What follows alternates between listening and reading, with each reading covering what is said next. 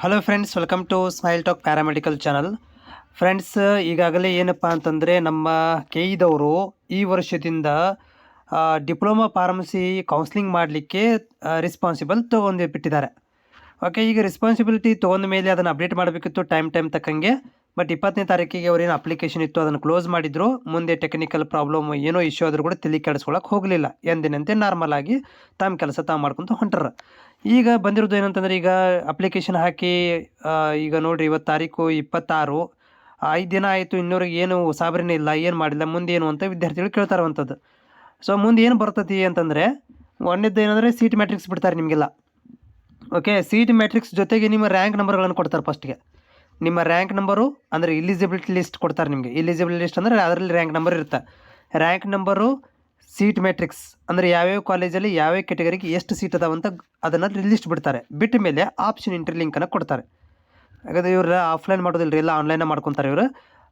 ಮತ್ತು ಏನು ಮಾಡ್ತಾರಪ್ಪ ಅಂದರೆ, ಈಗ ಒಂದು ಸ್ಲಿಪ್ ಅದಕ್ಕಿಂತ ಮೊದಲು ಕೂಡ ಏನು ಮಾಡ್ತಾರಪ್ಪ ಅಂದರೆ, ಒಂದು ಈ ರ್ಯಾಂಕ್ ಲಿಸ್ಟ್ ಬಿಟ್ಟ ತಕ್ಷಣ ನಿಮಗೆ ಒಂದು ಸ್ಲಿಪ್ ಅಂತ ಕೊಡ್ತಾರೆ, ವೆರಿಫಿಕೇಷನ್ ಸ್ಲಿಪ್ ಅಂತ ಕೊಡ್ತಾರೆ. ಅದನ್ನು ಡೌನ್ಲೋಡ್ ಮಾಡ್ಕೋಬೇಕಾಗತ್ತೆ. ಅದನ್ನು ಡೌನ್ಲೋಡ್ ಮಾಡ್ಕೊಂಡು ಇಟ್ಕೋಬೇಕಾಗತ್ತೆ, ಯಾಕಂದರೆ ಅದರಲ್ಲಿ ಪಾಸ್ವರ್ಡು, ಸೆಕ್ಯೂರಿಟಿ ಕೀ ಅಂತ ಇರ್ತವೆ. ಅದು ಬಂದ ಮೇಲೆ ಏನಾಗುತ್ತೆ, ಅಥವಾ ಅದು ಈ ವರ್ಷದಿಂದ ಏನು ಮಾಡಿದ್ದಾರೆ ಅಂತಂದರೆ, ಎಲ್ಲ ಫೇಸ್ ಸ್ಕ್ಯಾನು, OTP ಮಾಡಿರೋದ್ರಿಂದ ಅದನ್ನು ಕೂಡ ಇಗ್ನೋರ್ ಮಾಡ್ತಾಯಿದ್ದಾರೆ. ಆದರೂ ಕೂಡ ನಿಮಗೆ ವೆರಿಫಿಕೇಷನ್ ಸ್ಲಿಪ್ ಅಂತ ಒಂದು ಬರುತ್ತೆ. ಓಕೆ, ಆ ವೆರಿಫಿಕೇಷನ್ ಸ್ಲಿಪ್ಪನ್ನು ಇಟ್ಕೊಂಡು ಆಮೇಲೆ ನೀವು ಆಪ್ಷನ್ ಎಂಟ್ರಿ ಲಿಂಕ್ ಅಂತ ಕೊಡ್ತಾರೆ. ಆಪ್ಷನ್ ಎಂಟ್ರಿ ಒಳಗಡೆ ಕಾಲೇಜುಗಳನ್ನು ಆಯ್ಕೆ ಮಾಡ್ಕೋಬೇಕು. ಕಾಲೇಜುಗಳನ್ನು ಆಯ್ಕೆ ಮಾಡ್ಕೊಂಡ್ಮೇಲೆ ನಿಮ್ಮ ಪರ್ಸೆಂಟೇಜು ಕಾಸ್ಟ್ ಮೇಲೆ ಅವ್ರು ಸೀಟ್ ಹಂಚಿಕೆಗಳನ್ನು ಮಾಡ್ತಾ ಹೋಗ್ತಾರೆ. ಇದೇ ರೀತಿಯಾಗಿ ನಿಮಗೆ ಫಸ್ಟ್ ರೌಂಡ್, ಸೆಕೆಂಡ್ ರೌಂಡ್ ಆಗ್ತಾ ಹೋಗುತ್ತೆ. ಬಟ್ ಈ ಕೆಇದವ್ರು ಏನಂತಂದರೆ, ಅದು ಕೆಇದು ಒಂದೇ ಕೆಲಸ ಮಾಡೋದಿಲ್ಲ ರೀ, 108 ಕೆಲಸ ಮಾಡೋದ್ರಿಂದ ಅವ್ರಿಗೆ ಕೂಡ ಫುಲ್ ಟೈಟ್ ಇರ್ತಾರೆ ವರ್ಕ್ ಒಳಗಡೆ. ಸೊ ತಿಳಿದಾಗ ಈ ಫಸ್ಟ್ ಆಫ್ ಆಲ್ ಇದನ್ನು ಮಾಡ್ತಿರೋದೇ ಫಸ್ಟ್ ಟೈಮು. ಹೀಗಾಗಿ ಇದನ್ನು ತುಂಬ ಬೇಜಾರಲ್ಲಿ ಮಾಡ್ತಾರೆ ಅಂತ ನಾನು ಅಂದ್ಕೊಂಡಿದ್ದೀನಿ. ಅಂದರೆ ನಿಮಗೆ ಬೇಜಾರಾಗಬೇಕು ಅಲ್ಲಿ ತನಕನೂ ಕೂಡ ಪ್ರೊಸೀಜರ್ ಇವರು ಮಾಡ್ತಾರೆ.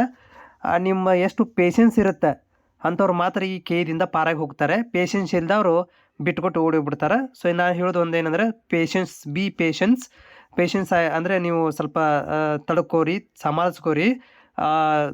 ಯಾಕಂತಂದರೆ ಇದು ಕೆನೇ ಹಂಗಿರೋದು. ಇವರಿಗೆ ಎಲ್ಲನೂ ಇವರ ಅಂಡರಲ್ಲಿ ಇರೋದರಿಂದ, ಇವರು ಎಲ್ಲನೂ ರೊಟೇಷನ್ ಮೇಲೆ ಬರೋದರಿಂದ ಇವರು ಏನಾಗುತ್ತೆ ಅಂದರೆ ಸ್ವಲ್ಪ ತಡ ಮಾಡ್ತಾ ಅಥವಾ ಬರ್ತಾರೆ. ಸ್ಪೆಷಲಿ ನಮ್ಮ ಮೆಡಿಕಲ್ ಕೋರ್ಸ್ಗಳಿಗಂತೂ ವಿಚಿತ್ರವಾಗಿ ಪ್ರೊಸೀಜರ್ ಮಾಡುವಂಥದ್ದು ನಾನು ನೋಡಿದೆ ಹಾಗೆ.